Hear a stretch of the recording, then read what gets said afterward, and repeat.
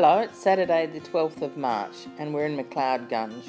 Another cold, wet night and there's snow on the Himalayas to welcome us. Today we went down into Dharamshala to the Norbulunga Institute of Tibetan Culture where they're trying to preserve their way of life. And there was a Buddhist dog there to meet us. And we wandered on through to the temple, past the prayer wheels and spun them as we went. In the temple was this huge wall hanging. It was intricately appliqued fabric, about 18 by 40 foot, very impressive. In one of the areas they had this map that was painted on fabric, very intricate, a lot of detail, as you can see.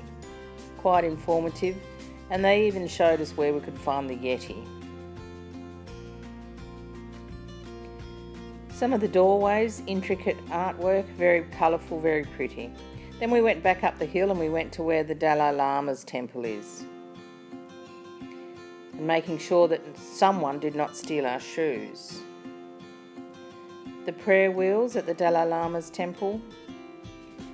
And then we headed back up to the main area. Here's a Tibetan woman cooking some momos, little dumplings. Some monks wandering along the street. They were really interesting. Some of them had their mobile phones, and I saw a couple of white women my sort of age that were obviously monks. This was an interesting sign, not sure whether yak was on the menu or not. And in McLeod you could go to the movies and see all the latest movies, Mad Max, and they even had The Revenant as well.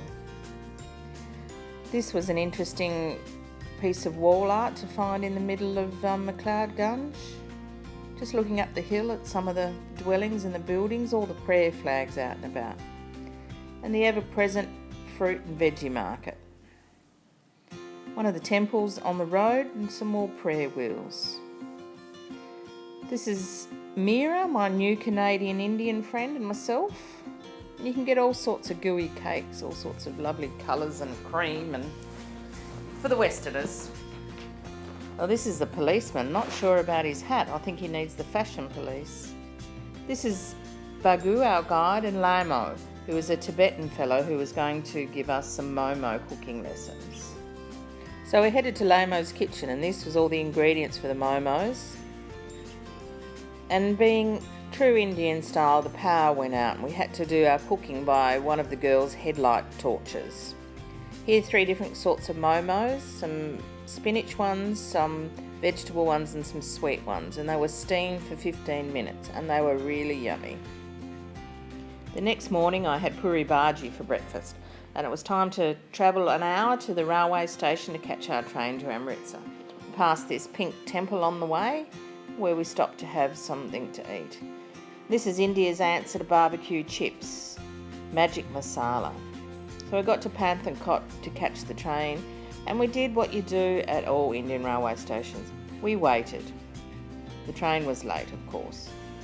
And here we all are, sitting, having a good time.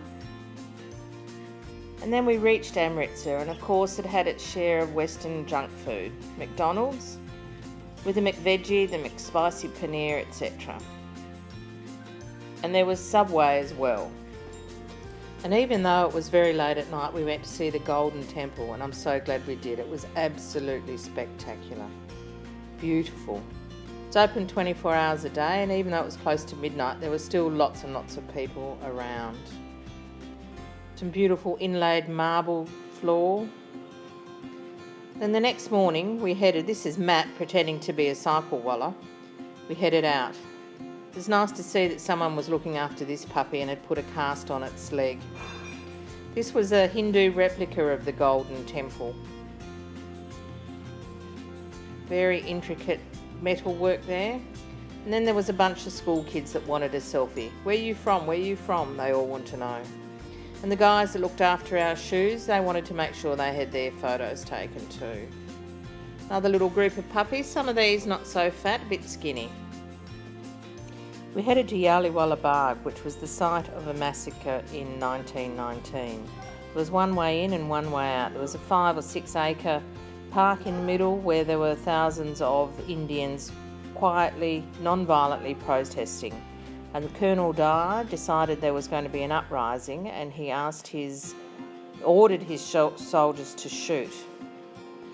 A number of the locals tried to jump in this well to get away from the firing, but they perished anyway. It said between 400 and 1,000 people were killed. And this is a picture depicting it, a sad point in British-Indo relationship.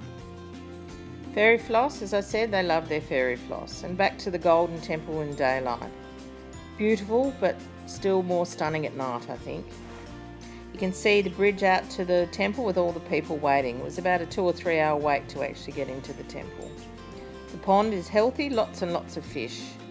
And lots of people bathing in the water because to the Sikhs it's holy like the Ganges. It was a secluded area for women to bathe.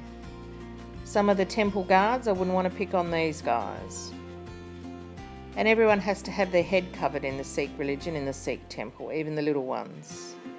Here's a sign about the pond. We had lunch there, sat down and ate with all the locals, with all the Sikh people. They say they do up to 100,000, on average, 100,000 meals a day in this community kitchen. And it's all manned by volunteers. Here they are, cutting up the onions, cutting up the potatoes, getting the dishes organised. And just one last look at the temple before we leave. It was good to see some women riding around on scooters. Here we all are, waiting for the drivers to turn up to take us to the Wagyu border, the border with Pakistan, where they have a very pomp and military closing of the border every evening. We waited and we waited, but the drivers forgot to show up, so we didn't actually get to go, which was rather disappointing. So we went for a wander around Amritsar anyway. Saw some of the locals scurrying in and out of the place. And this was a really interesting stall. Teeth, any sorts of teeth you want, dental work. Now women and girls, look at this. Do not gossip, let him drive. And wet cement and dogs don't go together. And that was the end of our time in Amritsar, and we headed to catch the overnight train to Haridwar to go to Rishikesh.